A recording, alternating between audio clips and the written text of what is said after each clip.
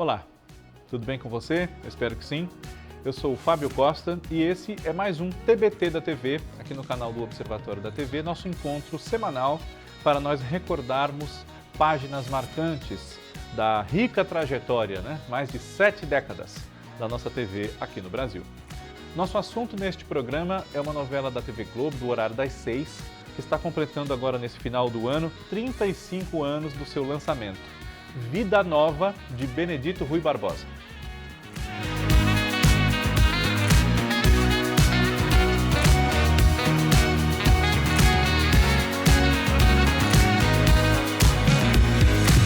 Antes de nós falarmos sobre a novela Vida Nova, eu peço a você, como peço sempre, que quem não for inscrito ainda no canal, faça a sua inscrição. Tem um botãozinho vermelho, você clica, ele fica cinza. Adoro falar isso. Você deixa seu like, ajuda bastante, o joinha. No sininho, se você clicar também, ativa as notificações para quando nós publicarmos conteúdos novos, receber um aviso.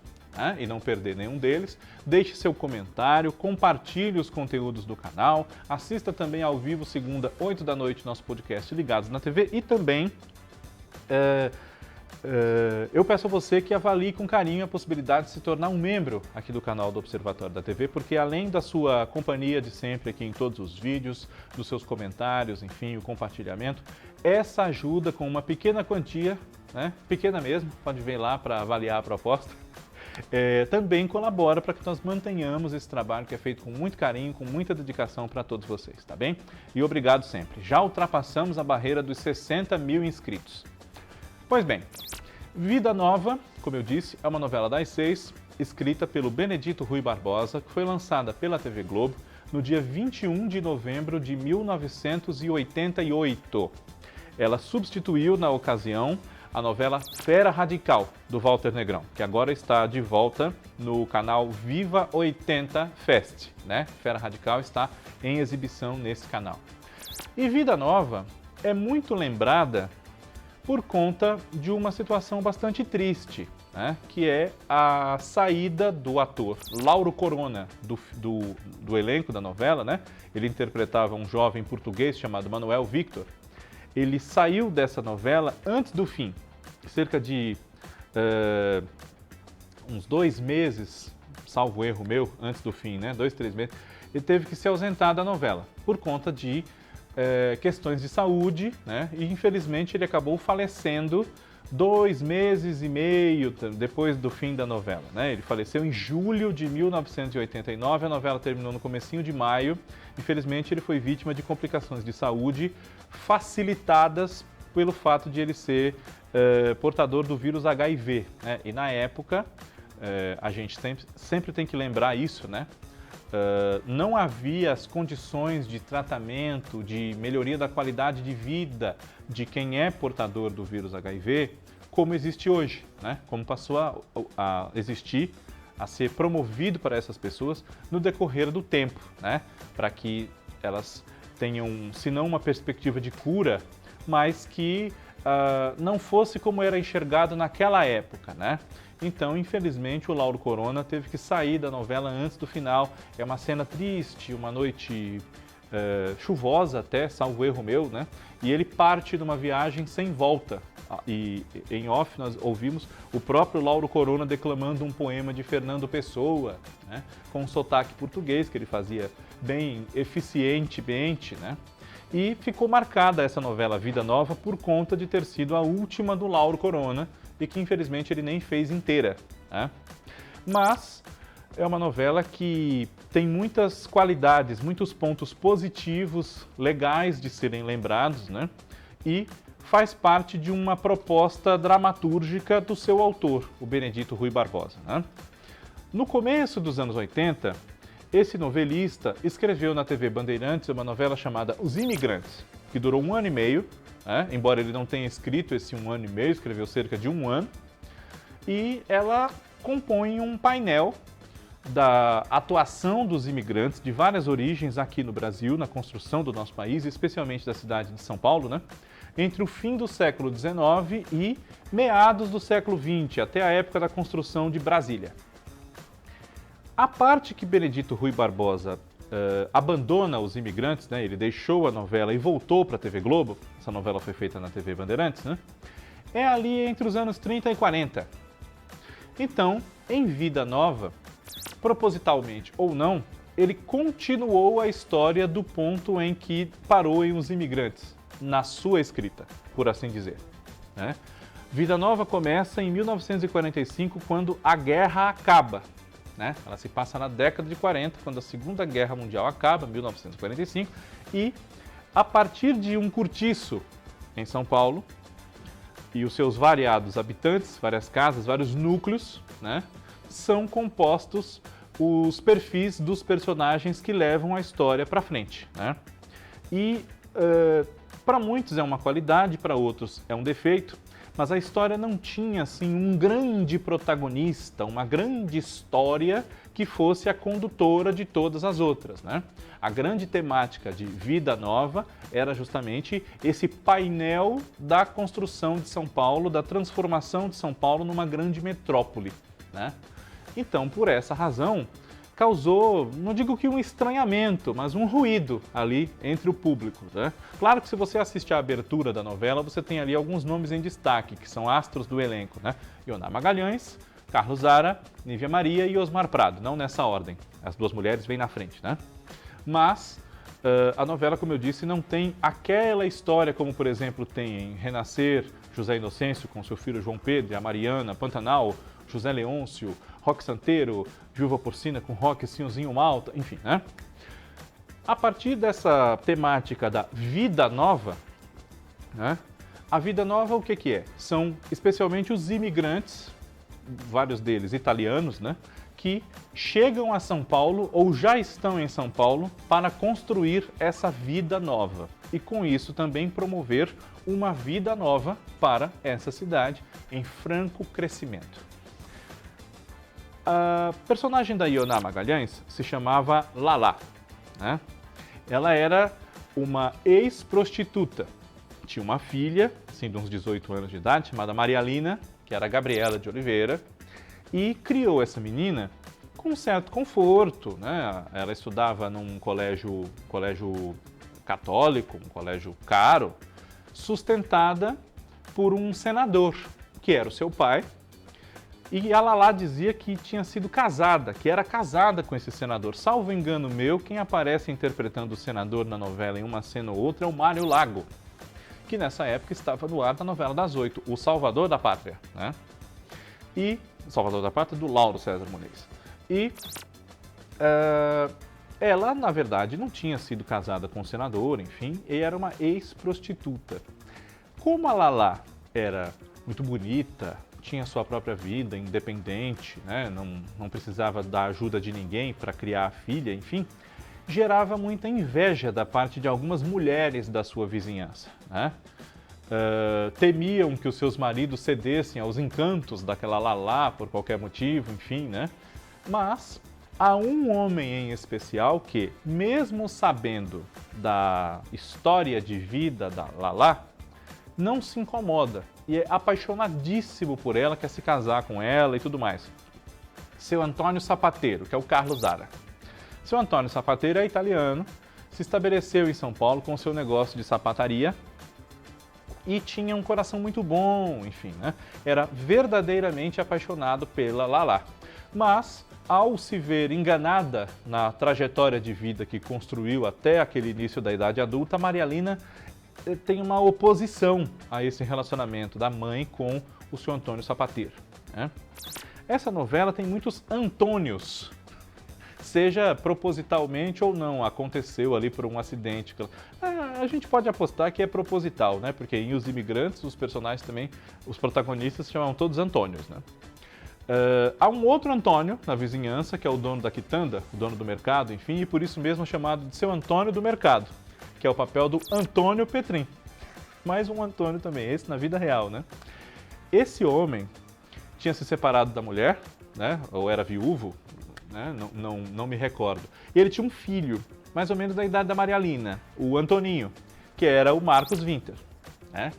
O seu Antônio do Mercado se sacrificava bastante para criar esse filho dele, que era um bom rapaz, dava valor aos estudos, que eram pagos com esse grande sacrifício do pai, né? E ele não gostava muito da ideia de que o filho sacrificasse o seu futuro brilhante por conta de um namoro e, quem sabe, um casamento precoce, tanto com a Maria Lina quanto com qualquer outra moça, mas principalmente com a Maria Lina, porque ela era filha... Enfim, né? Ela era filha da Lala, né? Pois bem, na vizinhança nós temos também uma mulher que se acreditava viúva, assim, muito esfuziante, despudorada, sensual na sua simplicidade, né? A dona Gema, que era a Nívia Maria. Ela se acreditava viúva, porque o marido tinha ido embora e não tinha voltado mais, o Sebastião, que era o Roberto Bonfim, né? Com quem ela tinha 2 filhos, chamados Dino, com D de dado, e Dino, com G de garagem, né? O Dino era o Jonathan Nogueira e o Dino era o Felipe Fonseca, que foi o filho da Suzana Vieira e do Erval Rossano no Bambolê, né? E o Sebastião, para ela, tinha morrido, né? Já que ela não via motivos para que ele abandonasse o lar, que foi o que ele fez. Então, ela arrumava um outro companheiro, o Pietro, que era muito apaixonado por ela e também por automóveis, né? O papel do Osmar Prado. Só que um dia, o Sebastião reaparece, né? E claro que isso gera um conflito, porque ele chega e encontra outro homem no lugar dele, como marido da mulher, figura de pai das crianças, etc, né? Onde é que estava, nos seus anos de ausência, o Sebastião? Numa fazenda no interior de São Paulo, cujo dono era o Coronel Antenor, papel do Mauro Mendonça. O Coronel Antenor tinha 2 filhos. Um também tinha sumido e ele acreditava que estava morto. Ele foi convocado para ir para a guerra e foi, o Alcebiades, que era o Irving São Paulo. E outra era uma moça, a Gracinha, papel da Yara Janra, que encasquetava de se casar com o Manuel Vitor, o jovem português que eu falei, que era o papel do Lauro Corona.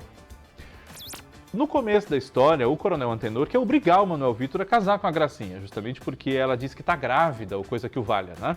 Mas, na verdade, essa gravidez, embora exista, a responsabilidade dela não é do Manuel Vitor, e sim do Sebastião, que é um agregado, uma espécie de capataz ou de capanga, enfim, um empregado, um homem de confiança do Coronel Antenor, tanto assim que ele tenta até lançar o Sebastião na política, quer candidatar ele a deputado ou coisa que o valha, com outro nome, Zé Ademar, né? Então não estranhe por aí Sebastião / Zé Ademar, quando você vai dizer qual é o personagem do Roberto Bonfim, né? Nas revistas, na época, em fontes muito boas de se consultar, como o site do meu amigo Nilson Xavier, o Teledramaturgia, né? Enfim.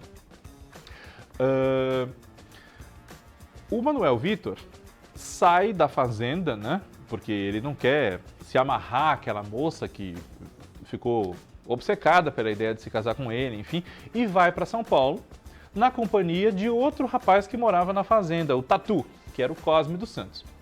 Eles 2 vão morar numa pensão cuja dona é uma moça negra muito bonita, chamada Sara, papel da Aida Leiner. Quando eu digo muito bonita, é muito bonita mesmo, né? Quem se lembra da Aida Leiner, em outros trabalhos que ela fez, né, como Mandala, Queridos Amigos, que é o mais recente aqui na nossa TV aberta, salvo erro meu, né? Seguramente deve concordar comigo, né? A Aida Leiner é muito bonita até hoje, né? E a Sara tinha essa pensão, onde também morava um libanês um pouco mais velho do que ela, né, mas que era muito apaixonado por ela, ia ali engabelando-a com os aluguéis atrasados, enfim e tal. E no final da novela, se eu não me engano, ela até fica com ele, casa-se, o Michel, que é o papel do Luiz Carlos Arutin. Sara era filha de um senhor judeu que havia, com muito sacrifício, também composto o seu patrimônio em São Paulo, né, o seu Samuel, que era o papel do José Levgoy, casado com a dona Fanny, que era Miriam Merkler. Esse casal, seu Samuel e dona Fanny, tinha uma filha, Ruth, personagem da Débora Evelyn. E a Ruth vai se apaixonar justamente pelo Manuel Vitor. Esse romance tem uma oposição, porque o Manuel Vitor e a Ruth se apaixonam, mas ela está prometida, né? Os casamentos promovidos entre a colônia judaica, né? a Ruth está prometida a um jovem chamado Israel, que é o papel do Paulo Castelli, filho do seu Abraão, que é o Abraão Farc. O Israel também morre no decorrer da novela, mas o pai dele, embora sofra muito com essa perda do filho, ele se agarra a um neto que ele deixa, né, um filho dele com a Ruth, para que a sua vida tenha uma razão de prosseguir, né? Ele sofre muito com a perda desse filho no decorrer da história. E a Ruth, possivelmente, até o final da novela, ficaria com o Manuel Vítor, né? Mas o Manuel Vítor sai da novela antes do fim. Vida Nova tem esses personagens bastante identificáveis na história da São Paulo dos anos 40 e 50, né? Mas há especialmente um deles que talvez seja mais lembrado que os outros, por ter um pouco de inspiração em uma figura real, salvo erro da minha parte, que é o senhor Giovanni Bruno, um empresário do ramo dos restaurantes aqui em São Paulo, né? E o personagem da novela se chamava justamente Bruno, que era o Giuseppe Oristânio. Giuseppe Oristânio interpretava um jovem que vinha da Itália para encontrar o pai dele já estava aqui no Brasil, era o Paulo José, chamava-se Francesco, esse personagem, e quando o seu Francesco acaba voltando para a Itália, o filho fica, o filho não o acompanha. E aqui ele começa lavando prato no restaurante, um restaurante do seu Giacomo, que é o Felipe Caroni, né? Mas acaba vencendo na vida ali e vai ter o seu próprio restaurante, né? É o seu sonho e é aquilo com que ele conta para ajudá-lo nessa tarefa com uma moça com quem ele se envolve, os dois se apaixonam e iniciam uma bonita história de amor, que é a Bianca, personagem da Patrícia Pilar. Patrícia Pilar, que inclusive está numa das capas da trilha sonora, né? Uma tem a Ioná Magalhães e a outra tem a Patrícia Pilar. A Patrícia Pilar é a nacional, se eu não me engano. A Bianca é filha de um marceneiro, eu esqueci o nome do homem, gente, mas eu anotei aqui. Seu Amadeu, eu ia falar seu Raimundo é no Direito de Amar, que é o Rogério Márcico, né? E ele é casado com a personagem da Susana Faini, que é a Dona Maria, e ele tem um amigo, um funcionário ali na sua marcenaria, que é o Cupim, papel do Augusto Olímpio, né? Essa novela, como eu disse, ela não tem assim uma grandíssima história que puxe as outras. Talvez a mais forte das histórias, e que a gente pode considerar que é a principal, é a da Lalá, com a sua filha, né? Lalá, seu Antônio Sapateiro, Maria Lina, Antoninho, seu Antônio do Mercado, né? E junto a eles ali Gema, Pietro, Sebastião, enfim. Mas nem por isso Vida Nova pode ser considerada uma novela ruim ou mal formulada, enfim, tudo foi calculado realmente. A intenção do autor, como eu disse, era traçar esse painel de uma São Paulo na transformação desses meados do século XX na grande metrópole que nós conhecemos hoje, né? E que na época, final dos anos 80, claro, ela já era, e cada vez crescendo mais, como também acontece até hoje, né? Vida Nova teve a mesma duração de O Sexo dos Anjos, em número de semanas, né? Foram 24 semanas. E a sua substituta na faixa das 6 foi uma novela que estreou já quase completamente gravada, chamada Pacto de Sangue. Mas essa é uma outra história. Quem dirigiu Vida Nova foi o Reinaldo Buri com Luiz Fernando Carvalho. E isso diz muito sobre a qualidade muito apurada de fotografia, de luz, de cinematografia, até entre muitas aspas, nessa proposta de se contar uma história através de imagens na televisão. Luiz Fernando Carvalho já dando mostras nessa novela Vida Nova do grande diretor que ele se consagraria nos anos seguintes, né? Não dá pra gente falar de todo mundo, né? Mas nessa novela também tem a Estela Freitas, a Cláudia Borione, que eram a Nena e a Marieta, ou a Marieta e a Nena, enfim, né? São as vizinhas fofoqueiras, invejosas. Tem destaques a serem feitos, assim, de personagens que compõem. Tem o papel da Iris Nascimento também, que ajuda o Tatu a ler, ensina ele a ler, né? Os dois firmam uma boa relação ali quando o Tatu vai morar com o Manuel Vítor na pensão da Sara, né? E Vida Nova é uma novela que merecia uma reprise, né? Assim como O Sexo dos Anjos, que passou um pouquinho depois, agora foi reprisada recentemente. Direito de Amar está em reprise, Bambolê também foi reprisada. Fera Radical, que é um grandíssimo sucesso, lembrado dessa época, já foi reprisada também e está no ar agora de novo. Por que não resgatarmos Viva e Globoplay esta novela do Benedito Rui Barbosa, que sempre vale a pena a gente acompanhar os trabalhos dele, Vida Nova. TBT da TV semana que vem está de volta. Um abraço para você, obrigado pela sua audiência. Tchau.